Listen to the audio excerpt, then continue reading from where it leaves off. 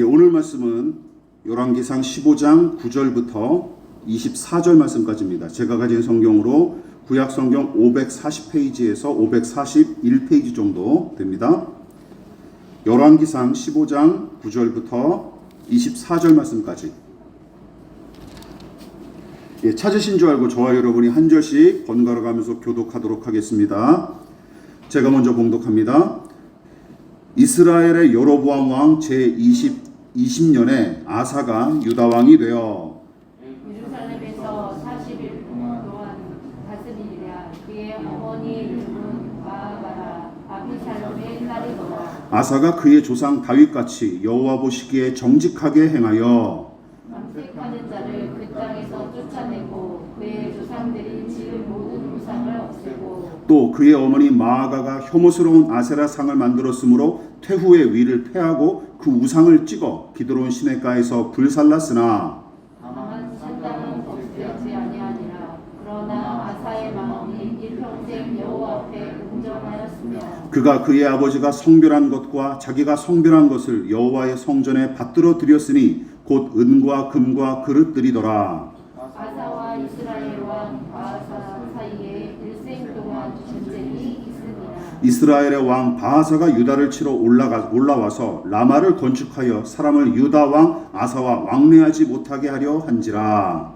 아사가 여호와의 성전 목관과 왕궁 목관에 남은 은금을 모두 가져다가 그 시사의 손에 넘겨 다윗에게 거주하고 있는 아람의 왕 헤시온의 손자 다비들 고문의 아들 베나다에게 보내며 이르되 나와 당신 사이에 약조가 있고 내 아버지와 당신의 아버지 사이에도 있었느니라. 내가 당신에게 은금 예물을 보냈으니 와서 이스라엘의 왕 바하사와 세운 약조를 깨뜨려서 그가 나를 떠나게 하라 하매 베나다시 아사 왕의 말을 듣고 그의 군대 지휘관들을 보내 이스라엘 성읍들을 치되 이온과 담과 아벨레다아바가 기네렛의 온 땅과 납달리 온 땅을 쳤더니 바하사가 듣고 라마를 건축하는 일을 중단하고 디르사에 거주하니라. 이에 아사 왕이 온 유다의 명령을 내려 한 사람도 오만하지 못하게 하여 바하사가 라마를 건축하던 돌과 제목을 가져오게 하고 그것으로 베냐민의 게바와 미스바를 건축하였더라. 아사의 나무는 사적과 모든 권세와 그가 행한 모든 일과 성읍을 건축한 일이 유다 왕 역대지략에 기록되지 아니하였느냐. 그러나 그는 늙음하게 발에 병이 들었더라. 다같이 아사가 그의 조상들과 함께 잠에 그의 조상들과 함께 그의 조상 다윗의 성읍에 장사되고 그의 아들 여호사밧이 대신하여 왕이 되니라. 아멘. 말씀의 제목을 다 같이 한번 읽어보시겠습니다. 시작. 여호와 보시기에 정직했던 아사. 여호와 보시기에 정직했던 아사라는 제목으로 하나님 말씀 전하도록 하겠습니다. 여로보암이 북이스라엘 왕으로 22년을 다스리는 동안 남유다는 3명의 왕이 바뀝니다. 로보암이 17년을 통치한 뒤에 그의 아들 아비암이 왕위에 올랐으나 무슨 이유에선지 고작 3년 동안 유다 왕의 직무를 감당하다가 죽었고 그의 뒤를 이어서 바로 본문의 아사라는 사람이 왕위에 올라 41년 동안 긴 세월 동안 남유다의 왕으로서 직무를 감당합니다. 특히 성경이 아사 왕을 다윗과 같이 여호와 보시기에 정직하게 행한 왕으로 평가했는데 통치기 중후반에 타락한 솔로몬은 물론이고 르호보암과 아비암이 다윗의 마음 같지 않고 여호와 보시기에 악을 행한 왕으로 평가한 것과는 완전히 대조가 되죠. 지난 설교에서 언급했다시피 열왕기서는 남유다와 북이스라엘을 통치한 왕들의 이야기를 다루는 책이기에 남유다 왕들의 역사를 주로 기록한 역대서보다 이야기의 분량이 적고 전개가 빠른 것이 특징입니다. 아사 왕에 관한 기록도 그러해요. 열왕기상 본문은 아사 왕에 관한 이야기를 26개 구절로 기록을 했지만 역대서는 그의 행적과 관련한 이야기를 무려 3장에 걸쳐서 기록을 합니다. 그러므로 더 자세한 내용을 여러분들이 혹시 알고 싶으시다면 역대하 14장부터 16장까지 읽어보시기를 바랍니다. 그런데 무엇보다 저는 아사 왕이 솔로몬보다 훨씬 훌륭하다고 생각을 합니다. 왜냐하면 아사와 같은 선한 왕들이 바로 하나님께서 다윗을 위하여 예루살렘을 견고하게 하실 등불로 세운 주의 종들이기 때문이죠. 르호보암과 아비암이 대를 이어 하나님 보시기에 악을 저질렀을 때도 하나님께서 여전히 이 나라와 백성에게 은혜를 베푸셨는데 그 이유가 무엇이었습니까? 바로 우리가 4절에서 살펴봤었죠? 같이 읽어볼게요. 시작. 그의 하나님 여호와께서 다윗을 위하여 예루살렘에서 그에게 등불을 주시되 그의 아들을 세워 뒤를 잇게 하사 예루살렘을 견고하게 하셨으니, 예루살렘의 등불과 같은 존재들을 계속 남겨두시겠다라고 약속하신 말씀이에요. 여러분, 이 말씀이 궁극적으로 향하는 대상은 누구일까요? 예수님이시죠. 예수님이시지만 1차로 적용할 대상은 바로 누구냐? 아사와 같이 하나님 보시기에 합당하게 통치한 남유다의 선한 왕들을 가리키는 것입니다. 자, 얼마나 이게 영광스러운 일입니까? 야, 내가 너를 이 나라의 등불로, 이 지역의 등불로 세우겠다. 이게 얼마나 위대한 일이에요. 솔로몬이 초창기에는 순종하다가 중후반기부터는 하나님을 등진 채 악을 저지르며 40년간 이스라엘을 다스렸고, 그리고 그 뒤를 이어서 아들 르호보암과 손주인 아비암도 비슷한 양상으로 하나님 보시기에 악을 행하며 20년간, 두 사람이 20년간 남유다를 다스린 기간을 생각해 보십시오. 그러니까 대략 최소한 40년에서 길게는 50년, 강산이 4-5번 변하고 난 뒤에야 누가 나타난 거예요? 선한 왕 아사가 나타난 거예요. 반세기 만에. 하나님을 올곧게 신뢰하는 왕이 진짜 반세기 만에, 최소한 40년 만에 등장한 것입니다. 자, 그렇다면 아사 왕은 남유다를 어떻게 다스렸고 하나님께서 그의 생애를 어떻게 평가하셨는지 우리가 함께 살펴보면서 영적인 교훈을 함께 나눠보도록 하겠습니다. 첫 번째, 같이 읽어보겠습니다. 시작. 단호하게 종교개혁을 단행한 아사. 열왕기서 본문은 아사 왕이 단행한 종교개혁에 관한 이야기로 시작합니다. 자, 그렇다면 아사 왕이 종교개혁을 단행한 까닭은 무엇일까요? 그동안 남유다를 다스렸던 새 왕과 백성 대부분이 하나님과 율법의 명령은 등한시하는 대신 어떤 짓을 저지르죠? 도리어 솔로몬이 들여온 이방 신들을 섬기는 등의 우상숭배의 죄를 저질렀을 뿐만 아니라 단순히 신만 섬긴 게 아니죠. 이 신을 섬기는 가치관이 그냥 이 사회 전반에 퍼져버리게 된 거예요. 그 저급한 문화에 사로잡혀서 불의와 죄악을 일삼고 위정자들과 종교 지도자들마저 수수방관하는 일이 허다했기 때문입니다. 무엇보다 솔로몬 때부터 퍼지기 시작한 우상숭배와 이 저급한 제사의식은 남유다 사회와 백성의 일상까지 파고들어서 악영향을 미치게 되었는데, 놀랍게도 이 아사 왕은 왕위에 오르자마자 용감히 개혁을 단행한 것이죠. 12절과 13절을 함께 보실까요? 자, 시작. 남색하는 자를 그 땅에서 쫓아내고 그의 조상들이 지은 모든 우상을 없애고 또 그의 어머니 마아가가 혐오스러운 아세라상을 만들었으므로 태후의 위를 폐하고 그 우상을 찍어 기드론 시내가에 불살랐으나. 통쾌하지 않습니까? 여러분, 지난 설교에서 언급했다시피 오해하지 마십시오. 여기서 신학자들은 남색하는 자들이 단순한 동성연애자를 가리키는 말이 아니라, 말씀드렸지만 이방신 숭배를 위해서 동원된 남창사제를 가리킨다라고 합의하고 있어요. 남창사제를 가리키는 거예요. 그러니까 우상숭배를 부추기는 우상단지를 박살낸 것은 물론이고 거기에 직접적으로 연루된 사람들을 쫓아내게 이른 것이죠. 심지어 누구까지? 자신의, 여기는 어머니로 나와 있지만 이건 관용적인 표현입니다. 자신의 할머니 마아가가 아세라상을 만든 죄를 물어서 어떻게 합니까? 그 할머니의 지위를 박탈하고 우상을 찍어내어 기드론 시내가에서 불살라 버립니다.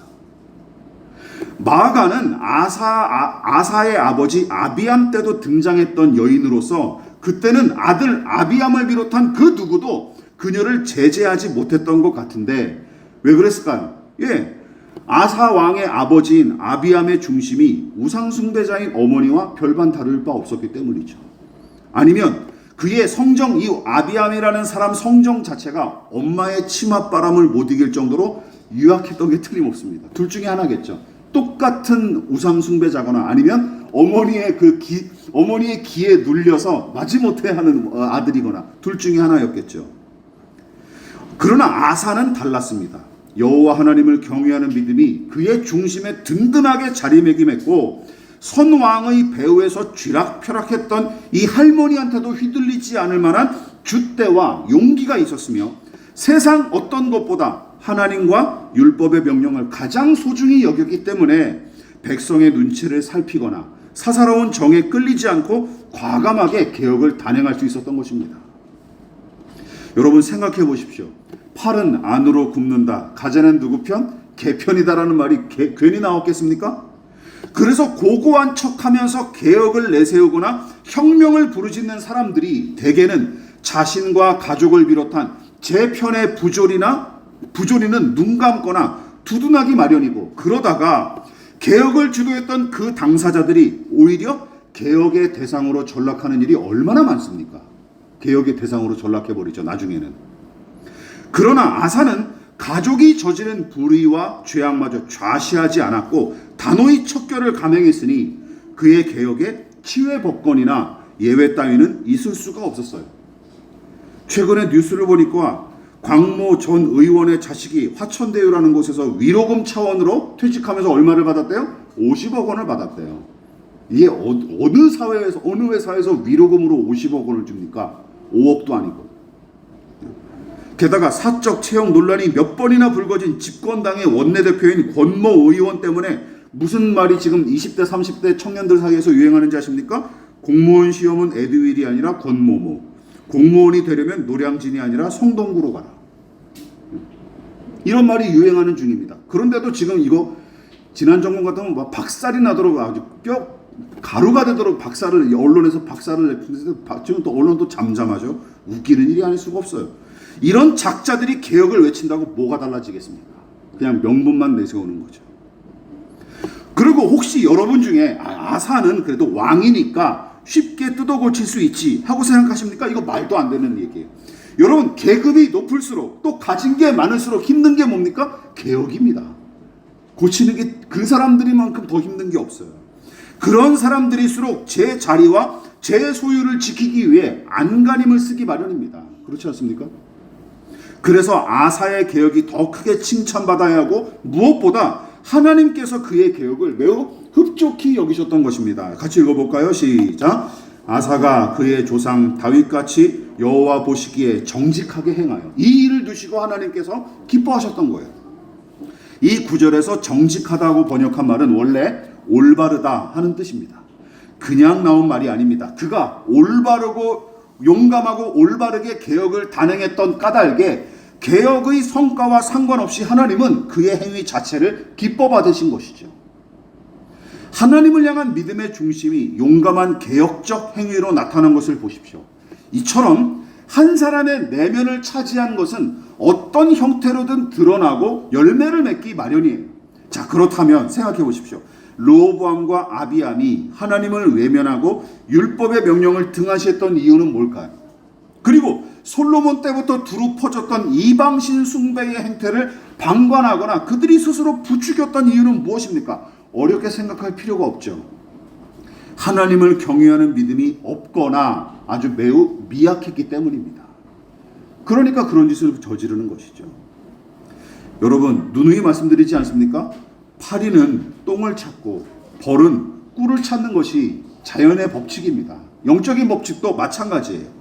믿음으로 거듭나 새롭게 된 마음은 필히 믿음을 따르기 마련이고, 불신앙에 사로잡힌 마음은 불순종의 행위로 나타나는 것이 이치입니다. 그거는 절대 불변해요.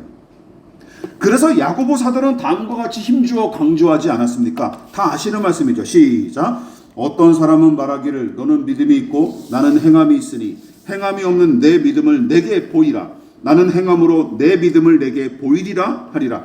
야고보 사도가 답답했던 거예요. 왜냐하면 당시에도 나는 믿음으로 산다 하고 떠들어대는 사람들은 교회 안에 많았으나 정작 그 믿음대로 살아가는 자들은 찾아보기 힘들었던 모양입니다. 그러니까 야고보 사도가 너무 열받았던 거예요. 그래, 너 믿음이 있다고 그럼 좀 보여줘라 라고 얘기했던 거예요. 증명해봐라 라고 얘기했던 것이죠. 아사의 개혁은 우연히 이루어진 게 아닙니다. 하나님을 경외하는 믿음이 그의 안에 확고하게 자리매김했기 때문에 하나님을 대신하여 이방신을 섬기는 이 작태와 그 저급한 문화, 졸렬한 문화에 심히 분개했고 급기야 할머니를 폐위시키면서까지 우상숭배의 관행을 과감히 척결하기에 이릅니다. 또한 개혁이 편하게 이루어졌을 리가 있겠습니까? 생각해 보십시오. 우상숭배자로 전락한 가족의 반대와 뭇백성의 저항이 만만치 않았을 테지만 그조차 기꺼이 감수하고 개혁을 단행한 게 틀림없어요. 열왕기서에 등장하는 여러 왕들이 어떤 사람인지 혹은 나 자신을 비롯한 누군가가 어떤 사람인지 알고 싶으십니까? 주로 그 사람이 듣는 것과 보는 것이 무엇인지 살펴보십시오. 또한 그 사람의 발걸음이 주로 어디를 향하고 누구를 만나는지 그의 손으로 하는 일이 대개 무엇인지 살피면 거의 정답이 나옵니다. 이처럼 아사의 믿음은 우상의 철폐와 율법의 순종으로 나타났습니다. 그러나 그가 믿음으로 평생 올바르게 살다가 일생을 마친 것은 아니, 본문은 그의 실책에 관해서도 분명하게 지적합니다. 자, 같이 읽어볼까요? 시작. 두 가지 실책을 저지른 아사에 관해서 살펴봅시다. 본문 16절부터 23절까지는 아사가 북이스라엘의 바하사 왕을 견제하기 위해서 아람 왕 벤하닷의 원조를 요청하는 이야기와 함께 노년의 발이 병들어 고생하는 이야기로 마무리가 됩니다. 자, 그렇다면 남유다의 아사가 아람 왕인 벤하닷에게 원조를 요청한 이유는 무엇이었을까요? 잘 들어보십시오. 아사가 왕위에 오른 지 36해 되던 해에 바하사가 유다를 침략해서 베냐민 지파에 속한 땅인 라마에다 요새를 건설했는데 그 이유가 있어요. 이스라엘과 유다 사이의 국경을 폐쇄시켜서 남유다를 고립시키기 위한 목적이었습니다. 그래서 마치 이런 거죠. 그러니까 마치 신라가 고구려와 백제를 견제하고 집어삼키기 위해 어느 나라에게 지원을 요청합니까? 삼국시대에 당나라에게 지원을 요청하죠. 그것과 똑같은 거예요. 같은 민족끼리 싸우다가 내가 이기려고 다른 나라를 끌어들이는 것이죠. 예, 이런 비슷한 일이 벌어진 거예요. 그렇다면 아람의 벤하닷은 남유다의 의리를 외치면서 기꺼이 도와줬을까요? 야, 다윗 때부터 우리가 그렇게 친하지 않았냐? 내가 의리로 도와줄게 하고 군사를 보내줬을까요? 말도 안 되죠. 당연히 대가가 필요했습니다. 그런데 대가를 지불하는데 아사가 엉뚱한 짓을 벌이는 거예요. 아사가 성전과 왕궁 곳간에 모아두었던 은, 금과 각종 집기를 벤하닷에게 예물로 갖다 바친 거예요. 자, 이 부분 한번 여러분 생각해 보십시오. 지난주에도 비슷한 이야기가 있었죠. 르호보암 왕 때는 이집트의 왕 시삭이 침공해서 성전과 왕궁의 보물은 물론이고 솔로몬이 만든 금방패 500기를 다 털어가 버리죠. 그런 일이 지난주에 있었어요. 그런데 이번에는 어떤 일이 벌어진 거예요? 아들이 통치할 때는 이집트의 침략으로 빼앗기고 손자인 아사 시대에는 아람의 환심을 사기 위해서 조공으로 바쳐집니다. 이것도 참 재미있죠. 여러분, 불의하게 쌓은 것을 흩으시는 하나님의 섭리와 심판이 여기서도 분명하게 드러난 거예요. 예. 하나님이 가만 내버려 두지 않으신 것이죠. 어쨌든 대부분 독자는 본문만 읽으면, 야, 근데 이게 무슨 잘못인가? 나라를 지키고 안녕을 위해서 행한 조치가 아니냐라고 의아해할 수 있지만, 역대하는 하나니 선지자의 입을 빌려서 아사의 조치를 악한 일로 규정하고 신랄하게 비판합니다. 자, 그 내용을 한번 살펴볼까요? 제가 읽어보겠습니다. 눌러보십시오. 그때의 선지자와 비슷한 개념입니다. 선견자 하나니가 유다왕 아사에게 나와서 그에게 이르되 왕이 아람 왕을 의지하고 왕이 하나님 여호와를 의지하지 아니하였으므로 아람 왕의 군대가 왕의 손에서 벗어났나이다. 무슨 뜻이죠? 북이스라엘의 바하사가 도발한 일로 말미암아 아사가 하나님께 먼저 도움을 구하고 은혜를 의지하기는커녕 어떤 일을 벌였던 거예요? 하나님을 깡그리 제외해놓고 아람 왕 벤하닷과 그의 원조가 최선의 해결책이자 유일한 방법인 것처럼 득달같이 달려들었던 모양입니다. 그래서 우리도 종종 그러지 않습니까? 하나님을 까맣게 잊고 그냥 사람한테만 매달리고 어떤 돈에만 의지하는 경우가 많잖아요. 똑같은 거죠. 그뿐만이 아닙니다. 역대하는 분노한 아사가 자신을 비판한 이 하나니 선지자를 옥에다 가둘 뿐만 아니라 일부 백성을 무자비하게 탄압한 악행도 함께 기록을 했는데 이 부분을 읽으면 우리가 지금까지 아사의 믿음에 환호했던 일이 부끄럽게 느껴질 정도입니다. 안타깝죠. 그러나 실망할 일이 하나가 더 남았습니다. 본문 열왕기상 15장 23절은 아사가 노년에 발이 병든 일을 매우 간단하고 담백하게 기록했지만 역대하 본문은 또다시 병든 발 때문에 생긴 아사 왕의 문제를 신앙적인 관점을 덧붙여서 좀 더 자세하게 기록했습니다. 자, 이건 읽어볼까요? 역대하 16장 12절 시작. 아사가 왕이 된 지 39년에 그의 발이 병들어 매우 위독하였으나 병이 있을 때에 그가 여호와께 구하지 아니하고 의원들에게 구하였더라. 똑같은 짓을 또 한 거예요. 병든 발 때문에 아사가 위독할 정도였답니다. 무좀 같은 게 아니었나 봐요. 그러니까 너무 심각한 병이었나 봐요. 작은 질병은 아니었던 것으로 보입니다. 그런데 이때도 아사가 의원들을 어떻게 구세주처럼 여기면서 하나님보다 더 의지하고 매달렸던 것으로 보입니다. 그리고 성경은 이 일도 불의한 짓으로 간주하고 과감하게 폭로하죠. 물론 이런 종류의 말씀을 극단적으로 해석해서 이렇게 하면 안 돼요. 인간의 방법과 수단은 모두 불의하고 악하니 죄다 무시하고 외면하라. 이단 사이비 단체에서 자주 이렇게 가르치지 않습니까? 대신 오로지 하나님만 의지하고 문제 해결을 위해서는 기도만 하라 하는 뜻으로 받으면 곤란합니다. 역대하의 이 기록은 아사가 솔로몬처럼 하나님을 버리고 타락했다고 비판하는 게 아닙니다. 앞서 언급했다시피 아람 왕의 원조와 의원들의 치료가 북이스라엘의 전쟁과 또한 병든 몸의 유일한 해결책이자 구원인 양 여긴 것이 문제죠. 하나님은 안중에도 없이 요것만 붙잡아야 이게 문제가 해결될 것이다. 이 사람만 붙잡아야, 아니 이 방법만이 그냥 내가 이 어려움들을 풀어나갈 수 있는 유일한 방책이다라고 생각하고 거기만 몰두하고 매달렸던 거예요. 이게 문제였던 것이죠. 이걸 하나님께서 기분 나쁘게 여기셨던 거예요. 여러분 보십시오. 물론 언급한 사건들이 아람 왕에게 원조를 요청한 것은 아사가 재위한 지 36년째 되는 해였고, 그리고 이 일은 언제예요? 39년째, 거의 그의 말년에 일어난 일이었어요. 그러니 늙음하게 몸이 노쇠해질수록 사람의 마음도 유약해지는 게 인간의 생리 아닙니까? 그러니까 이해할 만도 하지만 믿음의 중심으로 용감하게 개혁을 단행했던 시절에 비해서는 매우 실망스럽고 아쉬운 것도 사실입니다. 그렇죠.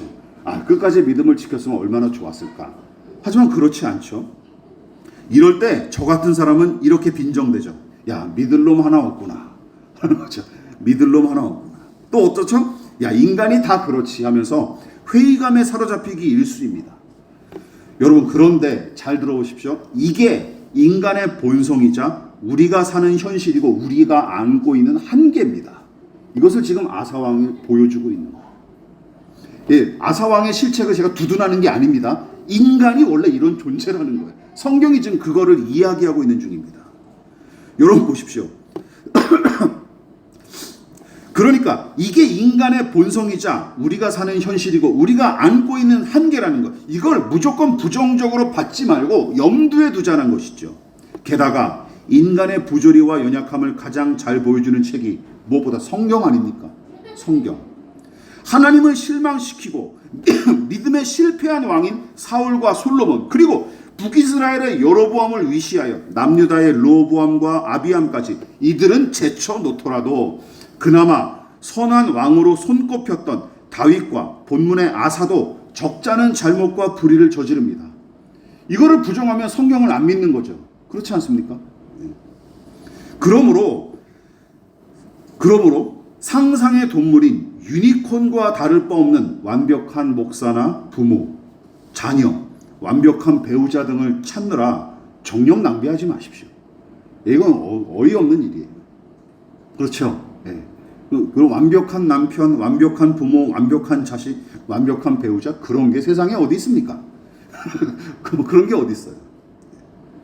아사의 실책을 마냥 비판하거나 두둔할 필요는 없습니다. 다만 이거를 염두에 두자는 것이죠. 누구나 그럴 수 있다라는 사실 말이죠. 누구나 그럴 수 있다라는 사실. 이 진리를 기억하고 또한 하늘의 하나님과 땅을 디디고 사는 인간의 차이를 유념하자라는 것입니다. 자, 그런데도 우리가 마지막으로 살펴볼 것은 이거예요. 하나님은 그럼에도 아사를 기뻐하십니다. 자, 무엇 때문일까요? 자, 같이 읽어보겠습니다. 자, 시작. 평생 하나님 앞에 온전했던 아사. 역대하 본문만이 아니라 열왕기상 15장 본문도 아사의 부끄러운 실책을 가감없이 기록합니다. 그런데도 본문은 아사에 관해서 다음과 같이 평가하며 결론을 내리죠. 어떻게 평가합니까? 시작. 아사의 마음이 일평생 하나님 앞에 온전하였으며, 일평생이라는 말을 빼버리면 잘할 때만 주신 칭찬이구나 하겠지만 이건 일평생이라고 기록하지 않았습니까? 늙음하게 북이스라엘을 견제하기 위해 하나님보다 아람 왕 벤하닷을 더 의지했고, 병든 몸을 고치기 위해서 의원들을 구세주처럼 여겼으며, 단호하게 종교개혁을 단행하기는 했으나 곳곳에 세워진 산당은 방치하는 잘못을 저질렀지만, 성경과 하나님은 그를 가리켜 뭐라고 평가합니까? 일평생 여호와 앞에 온전했던 아사로 평가합니다. 그렇지 않습니까? 다른 번역본은 이 구절을 하나님 앞에, 우리 교회 이름이 나오죠, 한결같았다라고 번역했으며, 유진 피터슨 목사님의 메시지 성경은 이렇게 번역했어요. 그는 선한 뜻과 바른 마음으로 하나님께 집중했다라고 번역을 했습니다. 집중하며 살았다. 그런데 이런 식으로 평가를 받은 인물이 아사만이 아니죠.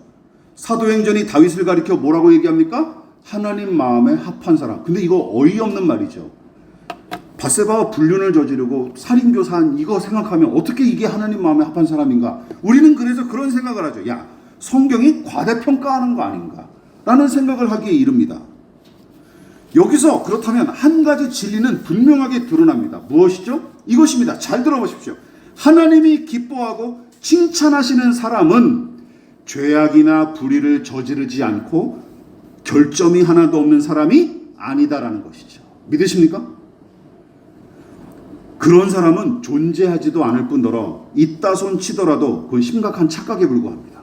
그런 사람이 아니죠. 2000년 전 예수님과 시비를 붙었던 바리새인들도 자기들은 뭐라고 생각했어요? 우리는 깨끗하고 정결하다 생각하지 않았습니까? 예수님이 그거 보시고 비웃으셨죠. 너네 오해하고 있구나, 착각하고 있구나 라고 얘기하지 않으셨습니까? 회칠한 무덤 같은 놈들이라고 얘기하지 않으셨습니까? 그러므로 하나님을 기쁘시게 하는 것은 사람의 행위나 공로가 아닙니다. 그런 게 아니에요. 히브리서 11장 6절의 말씀을 기억하십니까? 하나님을 기쁘시게 하는 것은 무엇입니까? 우리의 믿음입니다.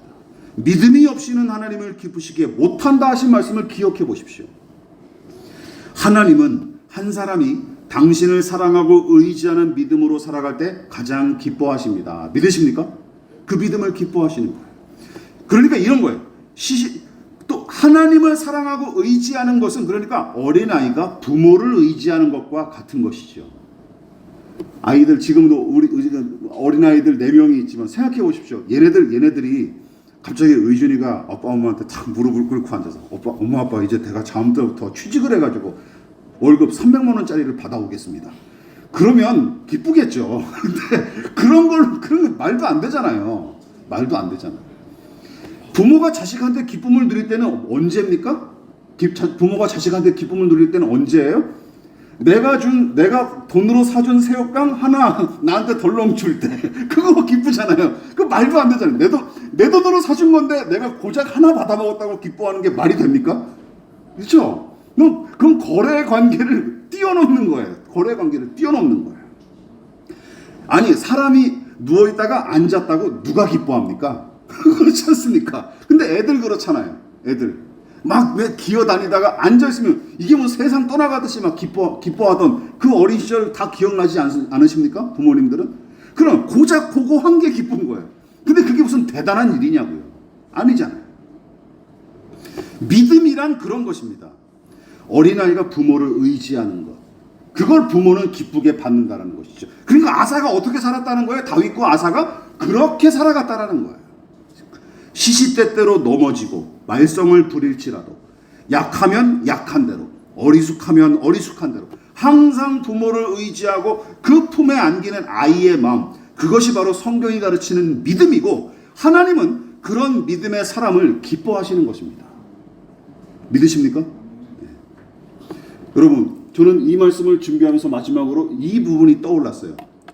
하나님께서 당신의 아들이 공생의 사역을 시작하시기도 전에 뭐라고 선포하십니까? 마태복음 3장 17절, 이는 내 사랑하는 아들이요 내 기뻐하는 자라. 무슨 일을 해서 기뻐하신 게 아니에요. 이미 기뻐하셨습니다. 믿으십니까? 이미 사랑하시고 기뻐하셨던 거예요. 왜? 그 예수님 안에 하나님을 사랑하고 의지하는 믿음이 있었기 때문이죠. 또 보십시오. 예수님께서도 당신을 배신하게 될 제자들마저 끝까지 사랑하시고 당신이 친히 종처럼 낮아져 그들의 발까지 씻겨주셨던 일을 떠올려 보십시오. 사람의 공로와 행위를 따져서 이거를 하자면 예수님은 발을 씻겨주실 게 아니라 발을 이놈들 잘라버려야죠. 이 못된 놈들. 그렇지 않습니까? 자격도 없는 놈들. 이 사랑과 은혜가 쏟아 부어지는 곳이 바로 믿음의 마음과 믿음의 사람이 있는 자리입니다. 믿으십니까? 그리고 정도와 수준의 차이는 있을지언정 믿음으로 거듭난 사람들은 받은 은혜와 사랑에 부응하기 위해 힘쓰는 것이 이치예요. 아, 내가 이 값진 은혜를 받았으니 내가 어떻게든 이거를 값지게 살아내야지 하는 것이 진정한 믿음으로 살아가는 사람들의 마음이라는 것이죠. 그래서 신자와 불신자 모두 인간의 나약함을 똑같이 지닌 존재이지만 결국은 무엇을 의지하고 추구하느냐에 따라서 신자와 불신자의 차이가 명백하게 나눠지는 것입니다. 바로 여기서 나눠지는 것이죠. 당신이 어떤 사람이고 어디에 속했는지 확인하고 싶으십니까? 당신이 어떻게 살고 있으며 무엇에 안달하는지 점검하십시오. 예, 그것이 여러분들의 마음에 있는 거예요. 또한 날마다 하나님을 의지하는 믿음의 사람이라면 율법주의자들처럼 자신의 행위나 공로로 하나님을 기쁘시게 해드리겠다며 설레발치지 마십시오. 그런 일은 있을 수가 없습니다. 교회를 피라미드처럼 크게 만든다고 하나님이 기뻐하실까요? 말도 안 되죠. 말도 안 되죠. 아니면 헌금을 우리 교회만큼 5만 원짜리 지폐를 우리 교회만큼 담아서 헌금을 드리면 하나님이 기뻐하실까요? 믿음이 없으면 아무것도 아닙니다. 쓰레기에 불과한 거예요. 반대로 가룟 유다처럼 자신이 저지른 죄와 잘못에 대해 지나치게 자학하거나 자폭하지 않도록 또 조심하시기 바랍니다. 우리도 아사를 손가락질할 게 아니라 아사의 인생을 보면서 야, 너도 그랬구나. 나도 그런데. 이렇게 생각하시면 된다는 거예요. 예? 중요한 것은 무엇입니까? 하나님이 나를 사랑하신다는 사실을 믿느냐는 것이죠. 여러분, 그러므로 말씀을 마무리하도록 하겠습니다. 하나님이 무엇라 말씀하시는지 귀를 기울여 열심히 기도하십시오. 그리고 눈을 열어서 성경을 펼치십시오. 그리고 봄을 찾기 하는 어린아이처럼 우리의 만사와 일상을 주관하시고 함께 하시는 하나님을 발견하고 만나기에 힘쓰십시오. 예, 하나님을 찾는 일은 봄을 찾기 하는 것과 비슷한 것 같아요. 금방 드러나진 않지만 찾다 보면 찾아지게 되더라고요. 믿으십니까? 봄을 찾기 하는 어린아이처럼 그 하나님을 발견하고 만나기에 힘씁시다. 이것이 바로 평생 하나님 앞에 온전하게 사는 비결이고 아사가 하나님 앞에 이렇게 칭찬받았던 이유였습니다. 여러분, 이 믿음으로 저와 여러분 살아내시기를 진심으로 축원을 드리겠습니다. 지금은 우리를 위하여 십자가에 몸부려 피 흘려 돌아가신 예수 그리스도의 한량없으신 은혜와 하나님 아버지의 지극하신 사랑하심과 성령 하나님의 영원한 사귐이 오늘 이 시간 일평생 하나님 앞에 정직하게 행했던 아사와 같은 믿음으로 늘 어린아이처럼 하나님을 의지하기로 결단하여 겸손히 머리 숙인 살아가는 성도들의 머리 위에 저들의 가정과 직장과 사업장과 학업과 장래 가운데 이 나라의 민족과 한국교회와 저 북녘의 동포들과 세계와 열방 가운데 지금부터 영원히 함께 하시기를 간절히 축원하옵나이다. 아멘.